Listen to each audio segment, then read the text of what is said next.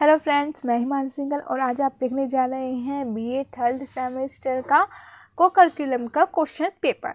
और ये BA BSc BCom तीनों के लिए ही होता है। ये पेपर कंपलसरी होता है, चाहे आप बीए में हो, बीएससी में हो, बीकॉम में हो, ये कंपलसरी होता है। सबका एक ही होता है ये पेपर। पर लेकिन अगर मैं बात करूँ तो मैंने बीए के पेपर दिए हैं तो ये बीए का ही है, पर लेकिन सेम ही होता है। ये सेम ही क्वेश्चन पेपर आता है। बीए बीएससी बीकॉम तीनों के लिए सेम ही होता है। तो चाहे आप बीए के हो स्टूडेंट हो, बीएससी के हो या बीकॉम के लिए हो, ये वीडियो अब तीनों के लिए ही इम्पोर्टेंट है। तो चलिए वीडियो स्टार्ट करते हैं।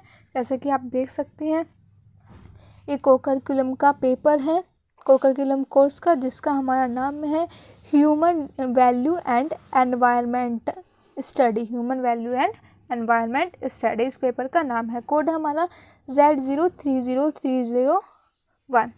बुकलेट सीरीज़ क्यों है ना। इसमें बुकलेट सीरीज़ अलग अलग होती है, जैसे कि आपको पता होगा। इसमें थोड़ा सा हम दूसरे वालों से पूछ नहीं सकते, अपने आगे पीछे वालों से, क्योंकि हर की बुकलेट सीरीज़ अलग होती है। हर की तो नहीं कहूँगी, हाँ मतलब QP QR ये अलग अलग होती है बुकलेट सीरीज़। तो ऐसा नहीं हो पाता कि आप अपने आगे पीछे वालों से पूछ सकते हैं इशारों में कर कर। तो ऐसा गलती मत करिएगा, क्योंकि आंसर गलत हो जाएगा।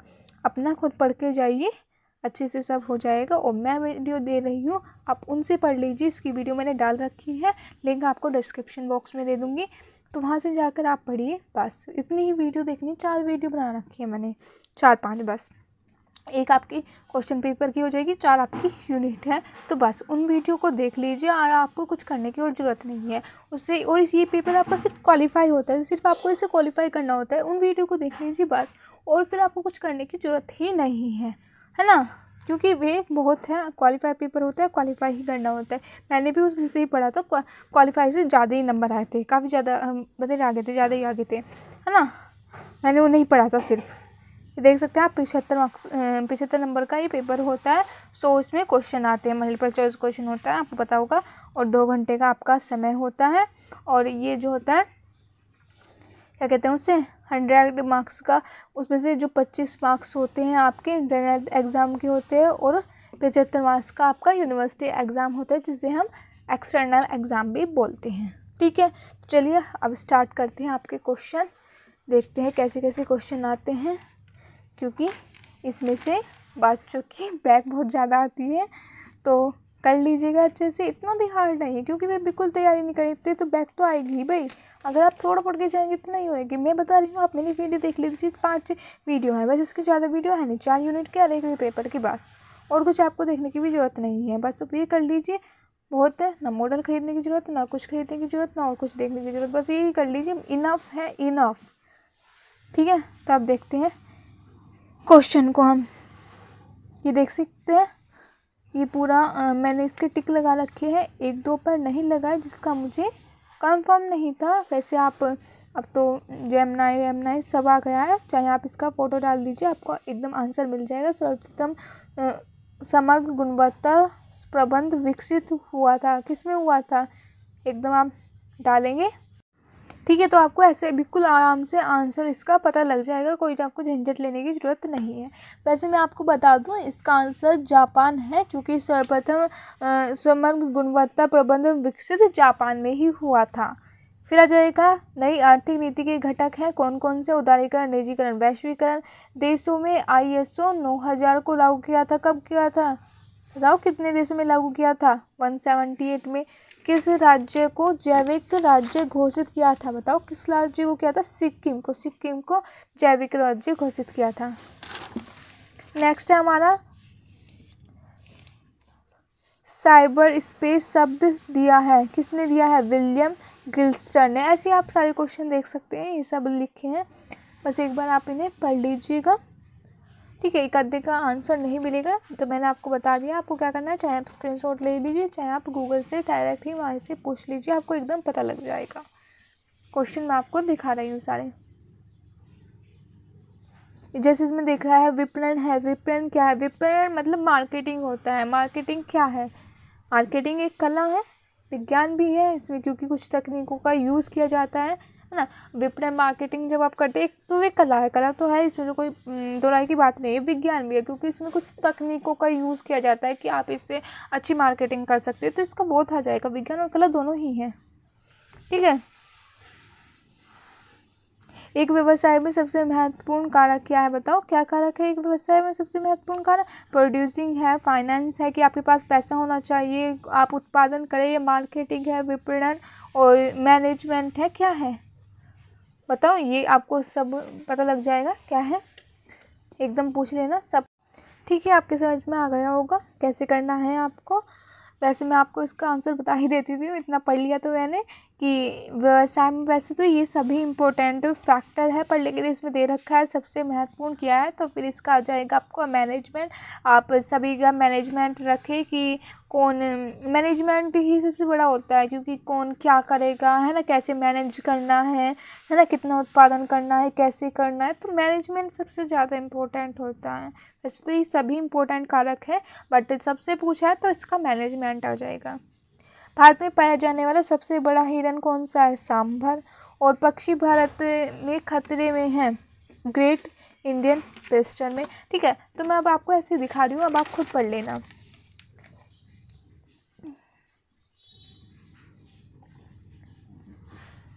ठीक है। मैं आपको साथ दिखा दूंगी, अब आपको खुद पढ़ने हैं, मैं एक आपको अलग अलग एक एक पढ़ के नहीं बताऊंगी, ठीक है। एक आधे का आपको आंसर नहीं मिले तो मैंने आपको बता दिया है कैसे करना है,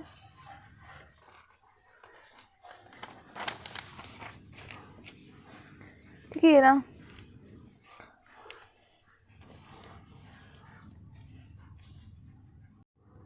ठीक है, जैसे ये एक है 21, ओजोन क्षेत्र स्थित है, तो ओजोन क्षेत्र मुख्य रूप से दक्षिणी ध्रुव पर स्थित है, एट साउथ पोल, ठीक है। निम्नलिखित में से खरीफ की फसल नहीं है, इनमें से देख बता दीजिए कौन सी खरीफ की फसल नहीं है। तो चना नहीं है, जूट, चावल, मक्का, ये सब खरीफ की फसल है, कौन सी नहीं है? चना आपकी खरीफ की फसल नहीं है, ठीक है। फिर आ जाएगा जीव को अपना भोजन स्वयं बनाते हैं, ठीक है। ऑटोफोरस कहलाते हैं। भारत की सबसे बड़ी नदी कौन सी है? गंगा है, ठीक है। गंगा भारत की सबसे बड़ी नदी है, इतना ध्यान रखना। और पाकिस्तान की सबसे बड़ी नदी कौन सी है, ये आप मुझे कमेंट करके बताना। फिर आ जाएगा वायुमंडल में नाइट्रोजन का प्रतिशत है कितना है? 78% है। शुष्क क्षेत्र वन अनुसंधान संस्थान कहाँ स्थित है, बताओ कहाँ स्थित है? जोधपुर में है।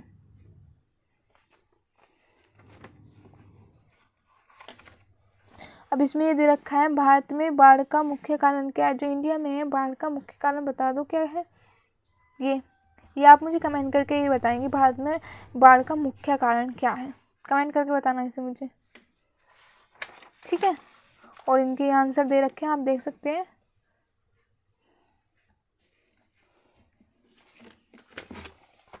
अब इसमें दे रखा है मूल्यों की कुल कितनी संख्या है, ये आपने पढ़ा था, ये मैंने आपको बताया था कितनी संख्या है मूल्यों की। तो इससे आप मुझे कमेंट करके बताना क्या है,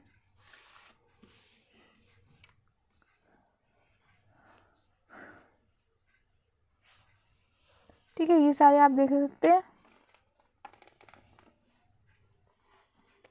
पूरे सबको आपको एक एक को पढ़ना है, क्योंकि प्रीवियस ईयर क्वेश्चन पेपर में से आपके क्वेश्चन लगते हैं, ये बात बिल्कुल एकदम सच है। और इसमें एक दे रखा है कौन सा सोशल मीडिया नेटवर्क नहीं है, बताओ कौन सा नहीं है पूछ रहा है।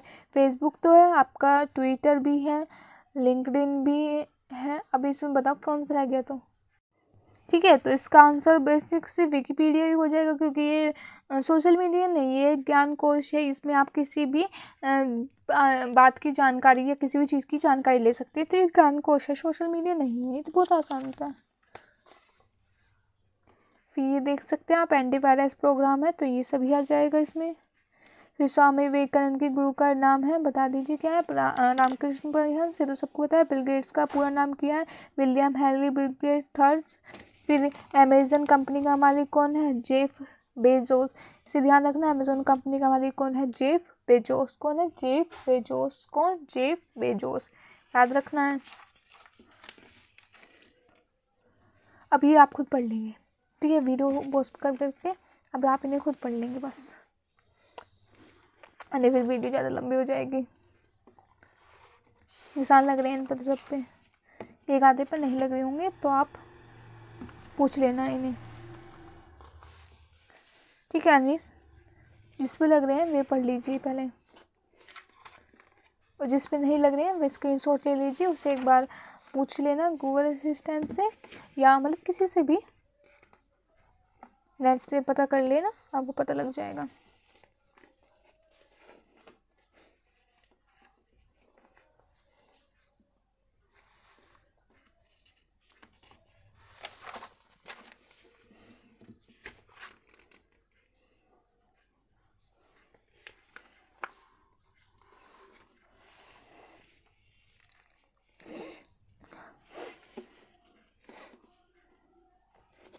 ठीक है, ये सारे क्वेश्चन मैं आपको दिखा रही हूँ, इन सबको आपको पढ़ना है।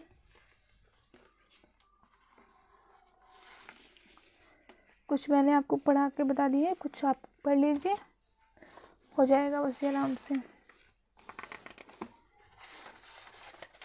ये देखिए ये कितना आसान है, श्रीमद् भगवत गीता की मूल भाषा क्या है? संस्कृत है, सबको पता है। तो भगवत गीता में कुल कितने अध्याय हैं? 18 हैं, ये भी सबको पता है। ठीक है, ऐसे ही है सारे, आप कर लेंगे आराम से।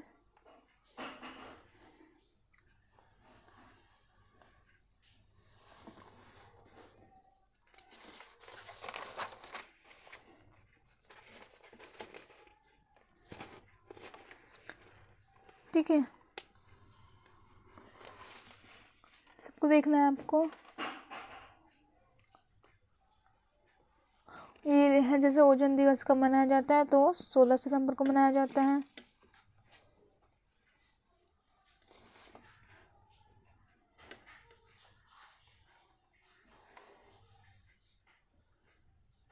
तो भारत में EIA बनाया गया है हवाई अड्डों के लिए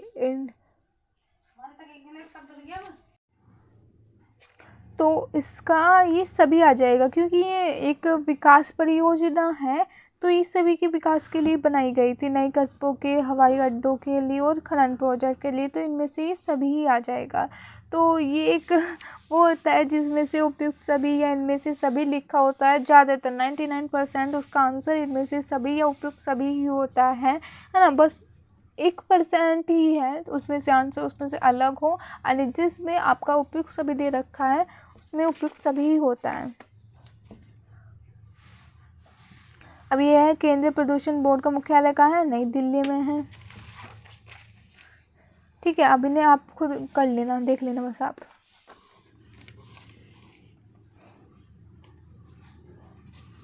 ठीक है, तो ये आपके पूरे 100 हो गए हैं, ये ख़त्म हो गई। ये लास्ट में आपका रफ पेज होता है, वैसे इसमें रफ पेज की कोई ज़रूरत नहीं है। आपके जो आपका 5th सेमेस्टर होता है उसमें रीजनिंग का पेपर और कंप्यूटर का पेपर आता है ना, करिकुलम में, तो उसमें आपको ज़रूरत पड़ेगी रफ पेपर की। बाकी आपको इसमें रफ पेपर की ज़रूरत नहीं पड़ती है। उसमें आपका 5th सेमेस्टर में है एक पेपर रीजनिंग एंड कंप्यूटर, कुछ ऐसे ही करके है, मुझे याद नहीं है उसका नाम, एनालाइजेबिलिटी एंड डिजिटल अवेयरनेस है, एनालाइजेबिलिटी एंड डिजिटल अवेयरनेस है उस पेपर का नाम पर। लेकिन उसमें रीजनिंग है आपके, बता रही हूँ, और एक कंप्यूटर बेस्ड क्वेश्चन है, तो 2 है। रीजनिंग के क्वेश्चन में ज़रूरत पड़ती है रफ पेपर की, कंप्यूटर के क्वेश्चन में भी ज़रूरत नहीं पड़ती है, वो थोड़ा सा हार्ड है, उसमें आपको मेहनत करनी पड़ेगी। रीजनिंग है, अगर जिसको रीजनिंग कर रखी है तो अच्छी बात है, उसके लिए आसान हो जाएगा। तो चलिए, ये यहीं पर ख़त्म हो गई है आपकी वीडियो, मिलते हैं अगले किसी वीडियो में। तब तक के लिए वीडियो को लाइक, चैनल को सब्सक्राइब जरूर कर देना। Bye bye.